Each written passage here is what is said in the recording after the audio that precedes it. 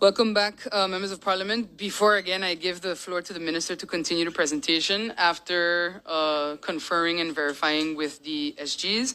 The request for the meeting was sent.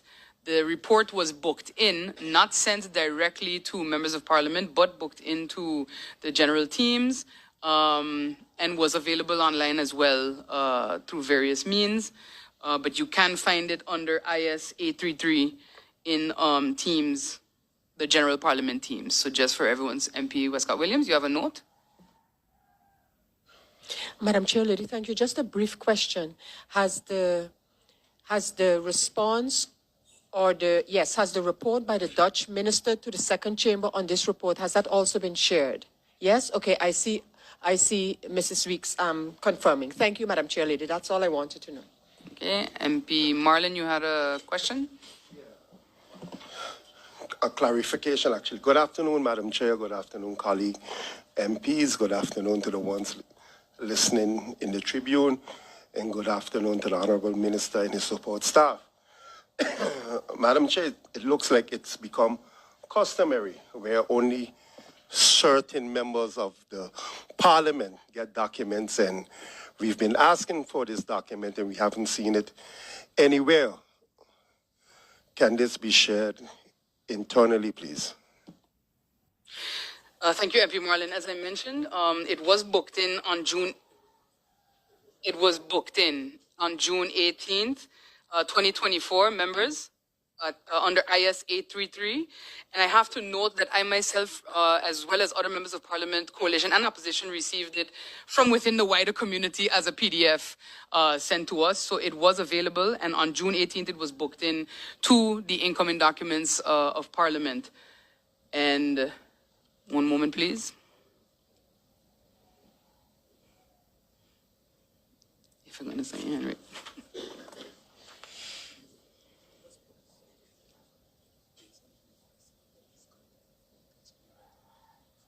Okay.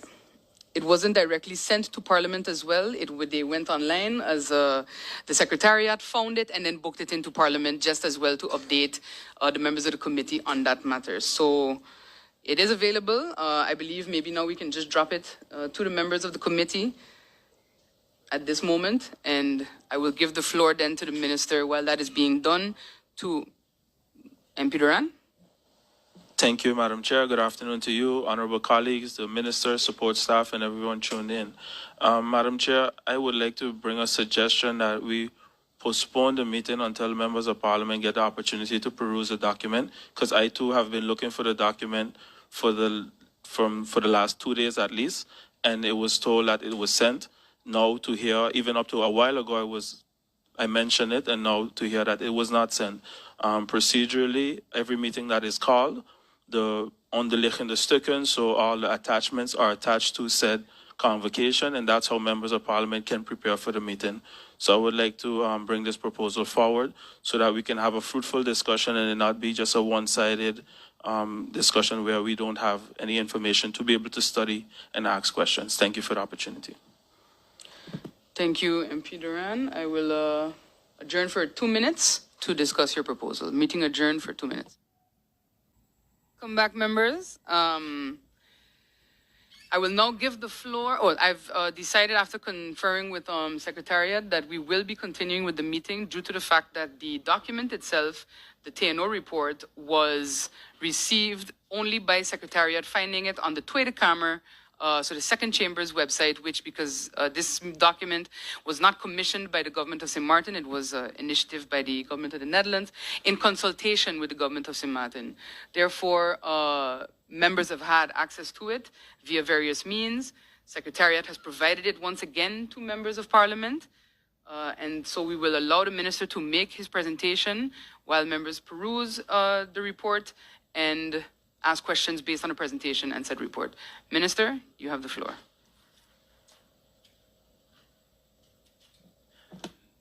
Thank you, Madam Chair. Members of Parliament, listeners in the Tribune, online viewers, ladies and gentlemen, good afternoon.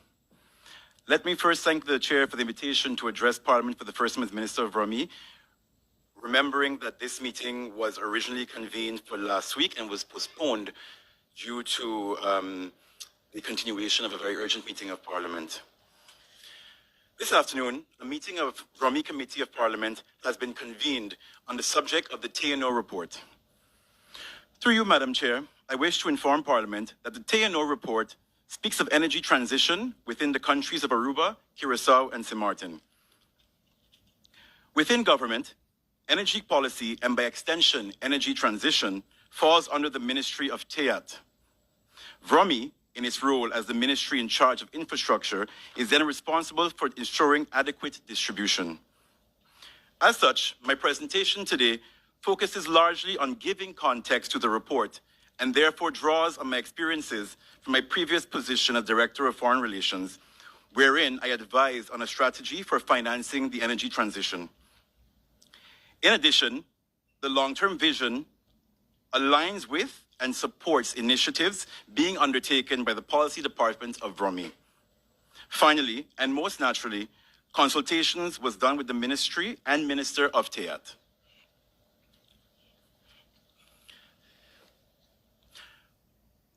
Wat is TNO? De Nederlandse organisatie wordt toegepast natuurwetenschappelijke onderzoek, or the Netherlands Organization for Applied Scientific Research, in short, in Dutch, TNO, is an independent research organization in the Netherlands. Established in 1932, TNO conducts contract research, offers specialist consulting services, and grants licenses for patents and specialized software.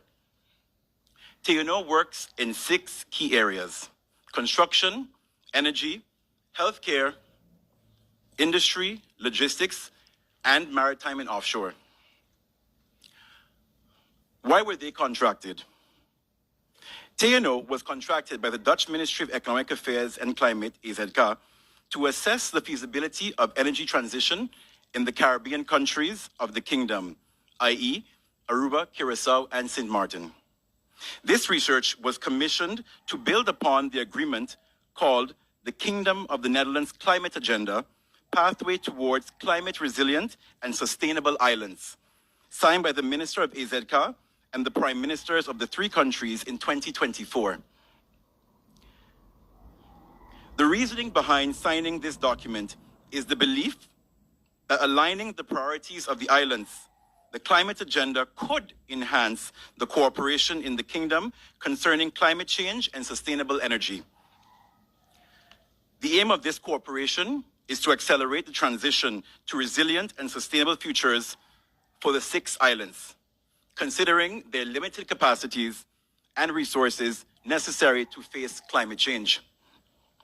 By improving access to resources, sharing knowledge and best practices, existing and new initiatives on the islands to improve climate resilience can be advanced, thereby contributing to the overall environment in the Caribbean region.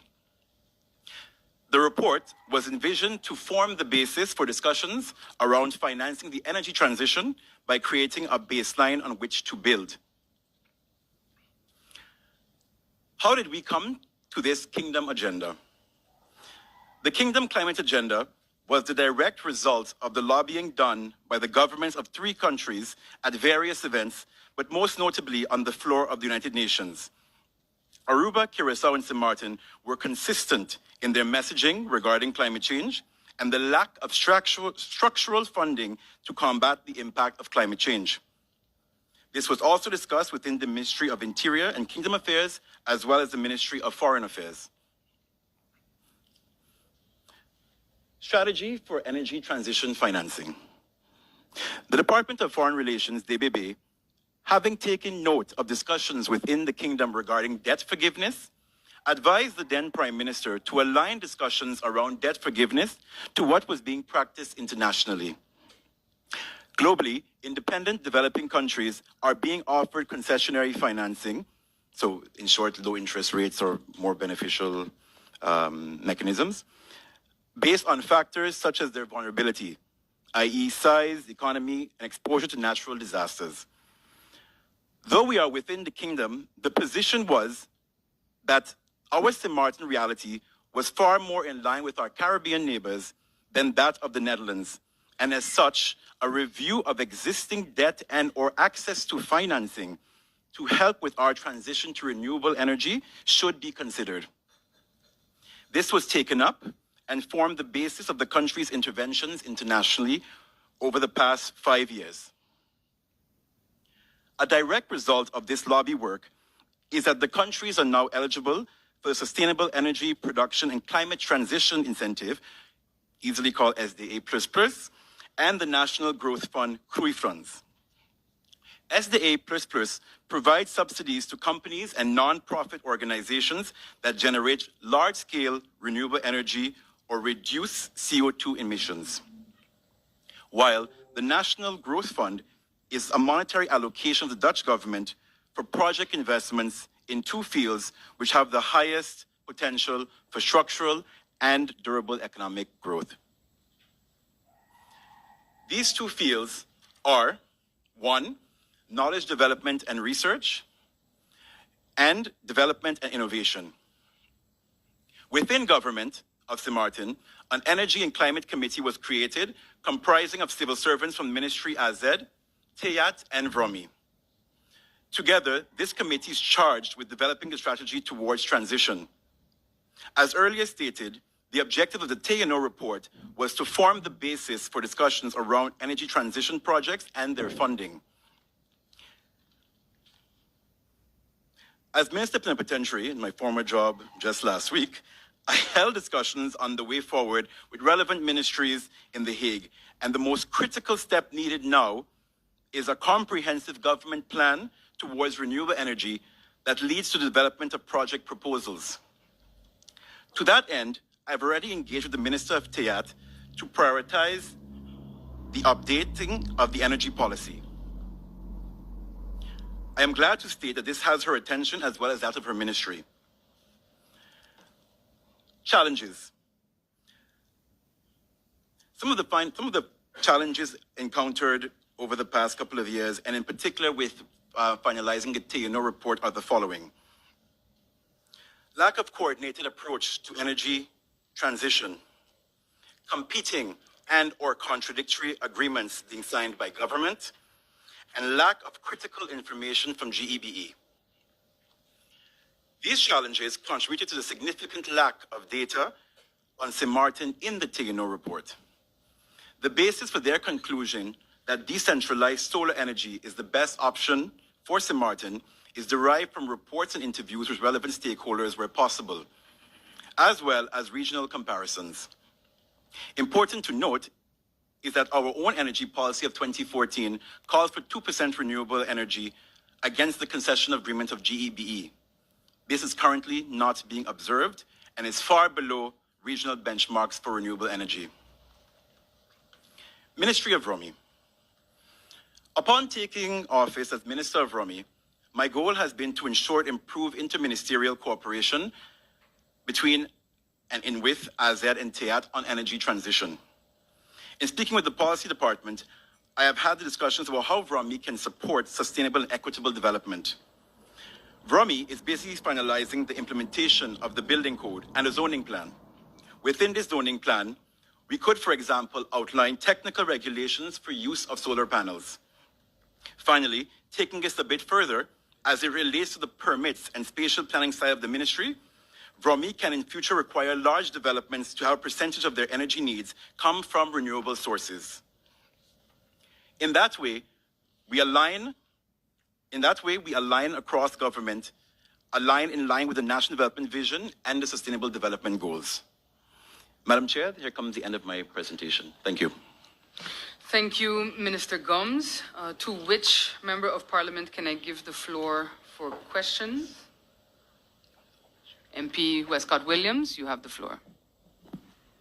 Thank you once again, Madam Chair Lady, and I thank the Minister for his introductory remarks on the topic, and would like to know if the Minister has any update or recent information regarding the state of the funding programs of the Dutch government, and especially those geared towards matters such as energy transition, climate change, I mean, you name it. The reason for this question is that there were reports not too long ago that especially the 200 million euros, I guess it was, funding program that was available, that the Dutch government was considering cutting it. That was being circulated out there. That's one. So is there any update on the funding modalities that we were kind of looking at? The last information that I got regarding an energy policy for St. Martin has been that the 2014 one was being updated. Is that a fact? And how far are we with updating the energy policy? Overall, given where we stand right now with the matter of electricity supply and the government-owned company GEBE, where does the government and the Ministry of VROMI stand with respect to a plan for alternative energy, etc.? That's, where do we stand? Are we working on a plan? Are we going to take some information from this plan, other plans, etc.? And then there is this ongoing discussion about net metering. What does it really call for in order to make that possible? There's constant reference to changes in the legislation that need to happen. Is it indeed so that we need to change legislation, change concession? What exactly is the basis of this? Does the minister have any information, again, from our electricity company, who at one time was planning and had the plans drawn up for a solar park here in town? GEBE would have done that. Was it only a matter of money that those plans were either shelved or maybe discarded? Is my next question. Madam Chair, Lady, if those matters can be addressed, then then I can continue with any additional questions that I might have. Thank you, Madam Chair, Lady. Thank you, MP Westcott Williams. Minister, I don't see anyone else. Oh, I'm sorry, MP Jacobs, but I just want to ask a question. Would you like to get all questions first and then you can begin answering? Okay. MP Jacobs, you have the floor. Thank you, Madam Chair. Good afternoon to you, the Griffier, my colleagues here in Parliament in this committee meeting, as well as the Minister of VROMI and his support staff. Good afternoon to those following this meeting as well. Good afternoon to the people of St. Martin. I just wanted some clarity. I think I heard the minister say that the climate agreement of the kingdom was signed this year. Wasn't that signed? What climate agreement was signed in 23 then? Just wanted clarity as to, is it the same or in the same vein of what was signed in 23?